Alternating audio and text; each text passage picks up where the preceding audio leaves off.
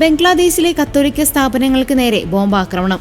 കഴിഞ്ഞ ഏതാനും ആഴ്ചകൾക്കിടെ holy rosary കത്തോലിക്ക പള്ളി, saint Mary's cathedral, saint Joseph higher secondary school and college എന്നിവിടങ്ങളിലായി 3 ക്രൂഡ് ബോംബ് സ്ഫോടനങ്ങളാണ് നടന്നത്. നവംബർ 7-8 തീയതികളിലായാണ് കത്തീഡ്രലിനും സ്കൂളിനും നേരെ ആക്രമണമുണ്ടായത്. ആക്രമണങ്ങളിൽ ആർക്കും പരിക്കേറ്റതായി റിപ്പോർട്ടില്ല. ജനങ്ങളെ ഭയപ്പെടുത്തുക എന്ന ലക്ഷ്യത്തോടെ നടന്ന ഭീകരവാദപരമായ പ്രവർത്തനങ്ങളാണ് ഇതെന്നാണ് പോലീസ് നിഗമനം. ഈ സംഭവങ്ങൾ കാരണം ബംഗ്ലാദേശിലെ ന്യൂനപക്ഷമായ ക്രിസ്ത്യൻ സമൂഹം കടുത്ത ഭീതിയിലാണ് കഴിയുന്നത്. സംഭവത്തിൽ ധാക്ക പോലീസ് 28 വയസ്സുള്ള ഒരു യുവാവിനെ അറസ്റ്റ് ചെയ്തു.